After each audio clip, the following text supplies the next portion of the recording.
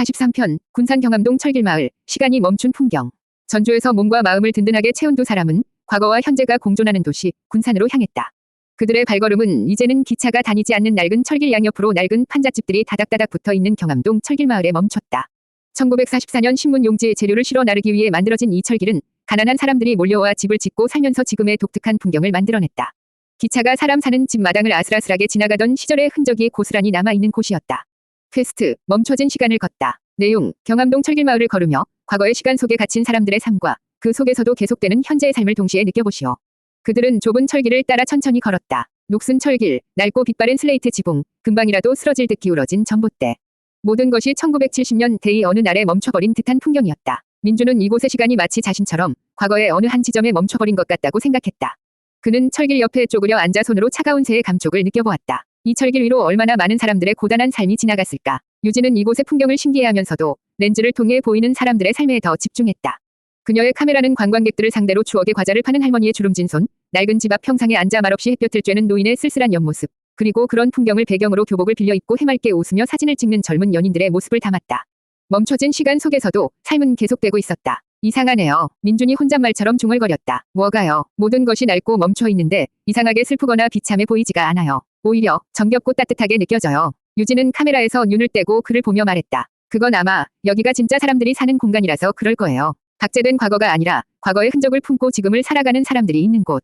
그래서 어설프고 낡았지만 사람 냄새가 나는 거죠. 그녀의 말에 민주는 고개를 끄덕였다. 그는 자신의 과거를 떠올렸다. 그의 과거는 실패와 상처로 가득한 지워버리고 싶은 박제된 시간이었다. 하지만 이곳에서 그는 새로운 가능성을 보았다. 과거는 지우거나 극복해야 할 대상이 아니라 그저 지금의 나를 만든 흔적으로 품고 가는 것일지도 모른다고. 이 철길 마을의 낡은 집들이 흉물스럽지 않고 정겹게 느껴지는 것처럼 자신의 상처투성이 과거 또한 언젠가는 지금의 자신을 만든 소중한 일부로 받아들일 수 있지 않을까. 그들은 철길 옆 작은 가게에서 아폴로와 쫀득이 같은 추억의 불량식품을 사서 나눠 먹었다. 민주는 어릴 적 먹었던 달콤한 맛을 기억해내려 했었지만 기억은 희미했다. 하지만 중요하지 않았다. 그는 지금 곁에 있는 유진과 함께 새로운 추억을 만들고 있었다. 과거의 맛이 아닌 현재의 맛을 느끼고 있었다. 해가 기울자 판잣집들 사이로 따뜻한 저녁 불빛이 하나둘 켜지기 시작했다. 밥 짓는 냄새가 골목에 퍼졌다. 철길 위를 뛰어다니던 아이들을 부르는 엄마의 목소리가 들려왔다. 멈춰진 시간의 풍경 위로 소박하고 따뜻한 현재의 삶이 겹쳐지고 있었다. 민주는 그 풍경을 보며 자신도 언젠가는 자신의 멈춰버린 시간 위로 새로운 삶을 덧입힐 수 있을 것이라는 용기를 얻었다. 44편 목포 유달산. 항구의 전경을 품에 안고 군산에서의 시간 여행을 마친 두 사람의 여정은 대한민국의 서남쪽 끝 항구 도시 목포로 이어졌다. 그들은 도시의 중심에 우뚝 솟아 다도해의 풍경과 도시의 전경을 한눈에 품을 수 있는 유달산에 올랐다. 산은 높지 않았지만 기암괴석들이 병풍처럼 펼쳐져 있어 오르는 내내 지루할 틈이 없었다. 퀘스트, 떠나고 돌아오는 것들에 대하여. 내용, 유달산 정상에서 항구를 바라보며 떠나는 배와 돌아오는 배의 의미를 생각하고 당신의 여정이 어디를 향하고 있는지 되돌아보시오. 정상에 오르자 시원한 바닷바람과 함께 목포시가지와 점점이 흩어진 섬들의 풍경이 파노라마처럼 펼쳐졌다. 항구에는 수많은 배들이 정박해 있었고 어떤 배는 하얀 물살을 가르며 먼바다로 떠나가고 있었으며 또 어떤 배는 만선의 깃발을 달고 항구로 돌아오고 있었다. 유진은 그 풍경을 보며 말했다. 어릴 때 우리 아빠가 그러셨어요. 인생은 저 배들이랑 똑같다고. 가족들을 먹여 살리기 위해 거친 바다로 나갔다가 지친 몸을 이끌고 다시 돌아오는 집이 있는 한 어떤 파도도 두렵지 않다고. 그녀의 말에 민주는 자신의 여정을 되돌아보았다. 그는 어디로부터 떠나왔고 어디로 돌아가야 하는가. 처음 그가 서울을 떠날 때 그것은 명백한 도망이었다. 돌아갈 곳도 돌아가고 싶은 마음도 없는 절망적인 출발이었다. 하지만 지금은 달랐다. 그의 마음속에는 돌아가고 싶은 곳이 생겨나고 있었다. 그것은 서울의 화려한 오피스텔이나 성공이 보장된 회사가 아니었다. 그것은 사람이었다. 걱정스러운 목소리로 그의 안부를 묻는 늙은 부모님. 그리고 지금 자신의 옆에서 같은 풍경을 바라보고 있는 김유진이라는 사람. 그녀가 있는 곳이 이제 그가 돌아가고 싶은 항구가 되어가고 있었다. 그는 옆에 서 있는 유진을 바라보았다. 바닷바람에 그녀의 머리카락이 부드럽게 흩날리고 있었다. 그는 처음으로 자신의 마음을 정확하게 인지했다. 이것은 동정이나 동료애 혹은 우정이 아니었다. 그는 그녀를 사랑하고 있었다. 상처투성이인 자신을 있는 그대로 받아들여주고 함께 길을 걸어준 그녀를. 유진 씨. 그가 낮은 목소리로 그녀를 불렀다. 네, 이 여행이 끝나면. 그는 잠시 말을 멈추고 심호흡을 했다. 두려웠지만 더 이상 자신의 진심을 숨기고 싶지 않았다. 이 여행이 끝나도 계속 같이 길을 걸어주지 않겠습니까? 그것은 서툴지만 진심이 담긴 고백이었다. 유진은 놀란 듯 눈을 동그랗게 떴다. 그녀의 얼굴이 서서히 붉게 물들기 시작했다. 그녀는 대답 대신 말없이 그의 손을 잡았다. 그 어떤 대답보다 더 확실한 긍정의 의미였다. 퀘스트, 떠나고 돌아오는 것들에 대하여 완료. 당신은 마침내 돌아가야 할 항구를 찾았습니다. 멀리서 백고동 소리가 길게 울려 퍼졌다. 그것은 그의 길고 어두웠던 방황의 끝을 알리고 새로운 항해의 시작을 축복하는 소리처럼 들렸다.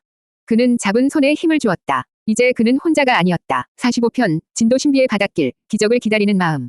목포에서 서로의 마음을 확인한 박민중과 김유진은 이제 연인이 되어 다음 여정을 함께했다. 그들의 발걸음은 기적이 일어나는 섬 진도로 향했다. 1년에 단 몇 번 바다가 갈라져 육지와 섬을 잇는 길이 열린다는 신비의 바닷길. 그 현상을 직접 보기 위해 그들은 축제 기간에 맞춰 섬으로 들어갔다. 퀘스트 기적을 향한 믿음. 내용 진도 신비의 바닷길이 열리기를 기다리며 불가능해 보이는 희망과 기적의 의미에 대해 생각하시오. 바다가 갈라지기까지는 아직 하루의 시간이 남아 있었다. 그들은 섬을 둘러보며 시간을 보내기로 했다. 그들은 바닷길이 열리는 회동리 해변을 찾아 그곳에 외롭게 서 있는 뽕할머니 위 동상을 보았다. 호랑이를 피해 제주도로 달아난 가족들을 그리워하며 용왕님께 기도를 올리자 바닷길이 열려 가족과 다시 만나게 해주었다는 애틋한 전설.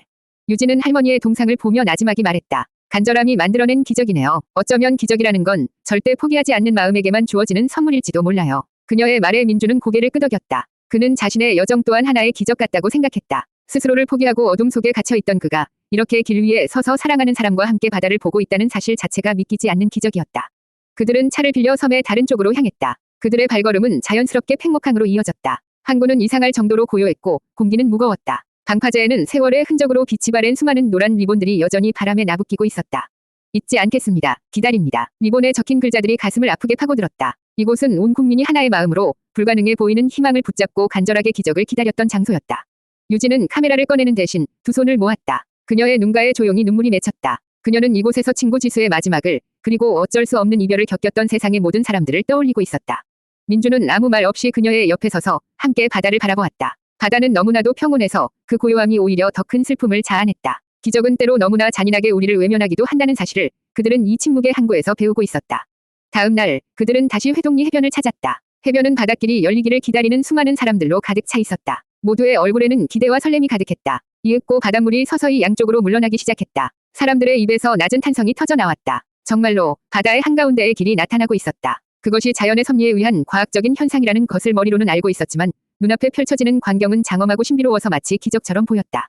민중과 유진은 다른 사람들을 따라 아직 물기가 채 마르지 않은 바닷길 위로 첫 발을 내디뎠다. 발밑으로는 조개 껍데기와 작은 해초들이 모습을 드러내고 있었다. 그들은 손을 꼭 잡고 바다 한가운데를 걸었다. 민주는 생각했다. 기적이란 무엇일까? 어쩌면 기적은 바다가 갈라지는 것 같은 거창한 사건이 아닐지도 모른다. 가장 깊은 절망의 바닷속에 잠겨있을 때 누군가 내민 손을 붙잡을 수 있는 용기. 혼자서는 건널 수 없을 것 같던 길을 함께 걸어주는 사람이 있다는 믿음. 그리고 마침내 새로운 땅을 향해 한 걸음 나아가는 것. 그것이야말로 진정한 의미의 기적이 아닐까. 그는 옆에서 걷고 있는 유진을 바라보았다. 그녀가 바로 자신의 기적이었다. 46편 제주항 비릿한 바람에 실려온 새로운 시작. 진도에서의 기적 같은 경험을 마지막으로 그들은 길고 길었던 육지 여행을 마무리하기로 했다. 그들의 마지막 여정은 새로운 시작을 의미하는 섬 제주도로 향했다. 그들은 완도항에서 제주도로 향하는 커다란 야간 여객선에 몸을 실었다. 퀘스트 새로운 시작. 내용 육지를 떠나 새로운 섬으로 향하며 과거의 자신과 완벽하게 작별하고 새로운 시작을 준비하시오. 보상 모든 능력치 소폭 상승. 칭호 새로운 시작 획득. 배가 천천히 항구를 떠나자 육지의 불빛들이 점차 멀어져 갔다. 민준과 유진은 갑판 위에 서서 멀어지는 풍경을 말없이 바라보았다. 민준의 마음속에는 수많은 기억들이 스쳐 지나갔다. 서울의 텅 빈 오피스텔에서 처음 시스템을 마주했던 순간, 수원역에서 빈털터리가 되었던 절망감, 대전역 플랫폼에서 덮쳐왔던 끔찍한 공황. 그 모든 과거가 이제 저 멀어지는 불빛들과 함께 아득한 풍경이 되어가고 있었다. 그는 더 이상 과거에 얽매이지 않았다. 그는 과거에 자신을 향해 조용히 작별을 고했다. 고생했다. 그리고 이제 안녕. 무슨 생각해요? 유진이 그의 팔에 몸을 기댄 채 물었다. 그냥 제가 처음 길을 떠났을 때를 생각하고 있었어요. 그때의 저와 지금의 저는 완전히 다른 사람이 된 것 같아서요. 어떻게 다른데요? 그때의 저는 텅 비어 있었어요. 아무것도 없고 아무것도 원하지 않았죠. 하지만 지금의 저는 그는 말을 멈추고 그녀를 지그시 내려다보았다. 지금의 제 안에는 당신이 있어요. 유진은 그의 말에 아무 대답 없이 그의 허리를 가만히 감싸 안았다. 차가운 밤바람 속에서 두 사람은 서로의 온기에 기대어 한참 동안 함께 있었다. 그들은 배 안의 작은 식당에서 저녁을 먹으며 처음으로 미래에 대한 이야기를 나누었다. 구체적인 계획은 없었지만 그들의 꿈은 같은 방향을 향하고 있었다. 유진은 친구 지수를 위한 사진집을 완성하고 언젠가는 세상의 모든 길을 사진에 담고 싶다고 했다. 민주는 더 이상 세상을 바꾸는 거창한 기술이 아닌 사람의 마음을 위로하는 따뜻한 무언가를 만들고 싶다고 했다. 어쩌면 여행자들을 위한 작은 앱일 수도 있고 자신처럼 아파했던 사람들을 위한 커뮤니티일 수도 있었다. 중요한 것은 그들이 그 길을 함께 걸어갈 것이라는 사실이었다. 밤이 깊어지고 그들은 선실로 돌아와 잠이 들었다. 파도의 부드러운 흔들림이 자장가처럼 편안했다. 다음 날 아침 잠에서 깬 그들을 맞이한 것은 창밖으로 보이는 거대한 섬의 모습이었다. 바다 위로 장엄하게 솟아오른 한라산의 능선이 아침 햇살을 받아 빛나고 있었다. 배가 제주항에 도착하자 육지와는 다른 공기가 그들을 감쌌다. 비릿한 바다 냄새와 낯선 풀향기, 그리고 어딘가 모르게 자유로운 기운이 섞인 바람이었다. 그들은 갑판을 내려와 처음으로 제주의 땅을 밟았다. 퀘스트 완료 창이 떠오르며 그의 모든 능력치가 조금씩 상승했다. 그리고 새로운 시작이라는 칭호가 그의 이름 옆에 새겨졌다. 그들은 항구에 서서 눈앞에 펼쳐진 제주시의 풍경과 그 뒤로 아득하게 솟은 한라산을 바라보았다. 그들의 길고 길었던 치유의 여정은 이제 마지막 장을 향하고 있었다. 그들은 서로를 마주보며 웃었다. 그리고 약속이라도 한 듯 새로운 세상을 향해 함께 첫걸음을 내디뎠다. 47편 성산일출봉 어둠을 밀어내는 장엄한 일출. 제주에서의 첫날 밤 박민중과 김유진은 동쪽 해안의 작은 마을에 숙소를 잡았다. 그들의 첫 번째 퀘스트는 제주를 상징하는 가장 장엄한 풍경 중 하나를 마주하는 것이었다. 퀘스트 태초의 빛. 내용 성산일출봉 정상에 올라 어둠을 밀어내고 떠오르는 첫 태양을 맞이하며 새로운 탄생의 의미를 느껴보시오. 그들은 아직 별이 총총한 새벽 4시에 잠에서 깼다. 차가운 새벽 공기는 날카로웠지만 두 사람의 마음은 설렘으로 가득 차 있었다. 그들은 손전등 불빛의 의지에 성산일출봉을 오르기 시작했다. 가파른 계단이 끝없이 이어졌지만 함께라는 생각에 힘든 줄도 몰랐다. 오르는 내내 등 뒤로는 아직 잠든 제주의 푸른 어둠이 펼쳐져 있었고 귓가에는 규칙적인 파도 소리만이 들려왔다. 정상에 도착했을 때 동쪽 하늘은 아직 짙은 남색의 장막에 가려져 있었다. 하지만 수평선 끝자락이 아주 희미하게 붉은 빛으로 물들기 시작하고 있었다. 그들은 다른 사람들처럼 가장 좋은 자리를 찾아 난간에 기대어 섰다. 차가운 바람에 유진이 몸을 떨자 민주는 말없이 자신의 외투를 벗어 그녀의 어깨에 덮어주었다. 유진은 그의 품에 살짝 기대며 고맙다는 듯 그의 손을 꼭 잡았다. 시간이 흐르자 마법 같은 풍경이 펼쳐졌다. 짙은 남색이었던 하늘은 점차 보라색으로 다시 붉은색과 주황색으로 시시각각 옷을 갈아입었다. 수평선 위의 구름들은 황금빛으로 타오르기 시작했다. 그리고 마침내 세상의 모든 빛을 응축한 듯한 눈부신 태양이 수평선 위로 그 모습을 드러냈다. 와, 주변에서 탄성이 터져 나왔다. 민중과 유진 역시 숨을 죽인 채 그 광경을 바라보았다. 거대한 불덩이가 바다를 뚫고 솟아오르며 온 세상을 자신의 빛으로 물들이고 있었다. 어둠은 순식간에 힘을 잃고 물러났고 그들이 딛고 선 땅과 짙푸른 바다 그리고 서로의 얼굴이 찬란한 빛 속에서 제 모습을 드러냈다. 민주는 그 장엄한 일출을 보며 새로운 탄생의 의미를 생각했다. 어둠은 영원할 것 같지만 결국 빛에게 자리를 내어준다. 자신의 인생을 뒤덮었던 그 길고 어두운 밤도 결국에는 이렇게 눈부신 아침을 맞이하게 된 것이 아닐까. 그는 더 이상 과거의 어둠을 두려워하지 않았다. 어둠이 깊을수록 떠오르는 태양의 빛은 더욱 찬란하다는 것을 그는 이제 알고 있었다. 태양은 순식간에 솟아올라 하늘 한가운데에 자리를 잡았다. 세상은 완벽한 아침을 맞이했다. 퀘스트 완료 창이 떠올랐지만 그는 신경 쓰지 않았다. 그는 옆에 있는 유진을 바라보았다. 아침 햇살을 받아 금빛으로 빛나는 그녀의 옆얼굴은 그가 본 그 어떤 일출보다 더 아름답고 눈부셨다. 그녀가 그의 시선을 느끼고 고개를 돌려 마주 웃어주었다. 그 미소 하나만으로 그의 세상은 충분히 밝고 따뜻했다. 새로운 시작을 맞이한 그의 첫날 아침은 그렇게 완벽하게 빛나고 있었다. 48편 섭지코지 바람의 언덕에 홀로 서다. 성산일출봉에서 장엄한 아침을 맞이한 두 사람은 제주의 변덕스러운 자연을 상징하는 또 다른 장소 섭지코지로 향했다. 바다를 향해 툭 튀어나온 곳, 그 위로는 드넓은 초원이 펼쳐져 있고 해안선을 따라 기묘한 형태의 화산암들이 늘어서 있는 독특한 곳이었다. 그들이 도착했을 때 하늘은 잔뜩 흐려 있었고 거센 바람이 불어오고 있었다. 협동 퀘스트, 바람의 목소리. 내용, 섭지코지의 바람을 온몸으로 맞으며 서로에게 기대지 않고 홀로 서는 법과 그럼에도 불구하고 함께라는 사실의 의미를 깨달으시오. 퀘스트의 내용은 조금 이상했다. 홀로 서는 법과 함께라는 사실, 서로 모순되는 듯한 두 가지의 의미를 함께 깨달으라는 것이었다. 그들은 바람의 언덕을 향해 걸었다. 사방을 막아줄 것이 아무것도 없는 초원 위에서 바람은 거칠 것 없이 휘몰아쳤다. 몸이 휘청거릴 정도로 강한 바람에 유진은 저도 모르게 민준의 팔을 잡았다. 하지만 민준은 그녀의 손을 부드럽게 놓고 한 걸음 떨어져 섰다. 혼자 한번 걸어봐요. 나도 혼자 걸을게요. 그의 말에 유진은 잠시 위화한 표정을 지었지만 이내 퀘스트의 의미를 깨닫고 고개를 끄덕였다. 그들은 몇 미터의 거리를 둔 채 각자 바람을 맞으며 언덕을 올랐다. 혼자서 바람을 맞는 것은 함께일 때와는 전혀 다른 경험이었다. 민준은 오롯이 자신의 두 다리에 힘을 주고 땅에 뿌리를 내린 나무처럼 거센 바람을 견뎌내야만 했다. 바람은 그의 옷깃을 파고들어 체온을 빼앗았고 그의 귓가에서 울부짖으며 그를 시험하는 것 같았다. 그는 이 바람이 마치 자신의 내면에 남아있는 마지막 불안과 두려움처럼 느껴졌다. 그는 쓰러지지 않기 위해 안간힘을 썼다. 그렇게 한참을 걸어 언덕의 정상에 섰을 때 그는 비로소 바람과 하나가 되는 법을 깨달았다. 바람에 저항하는 것이 아니라 그 흐름에 몸을 맡기고 함께 호흡하는 것.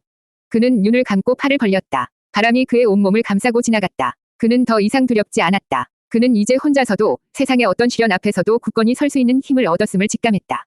그는 눈을 떴다. 그리고 몇 미터 떨어진 곳에서 자신처럼 바람을 맞으며 서 있는 유진을 보았다. 그녀 역시 혼자였다. 하지만 그는 알고 있었다. 저곳에 그녀가 있다는 사실만으로도 자신이 혼자가 아니라는 것을. 홀로 설 수 있는 두 사람이 함께 있을 때 그 관계는 의존이나 집착이 아닌 진정한 신뢰와 존중의 관계가 될 수 있다는 것을. 그들은 서로를 향해 걸어갔다. 그리고 언덕의 정상에서 다시 손을 잡았다. 그들은 더 이상 서로에게 기대지 않았다. 그들은 각자의 두 발로 단단히 땅을 딛고 서서 서로의 손을 마주 잡고 같은 곳을 바라보고 있었다. 거센 바람도 더 이상 그들을 흔들지 못했다.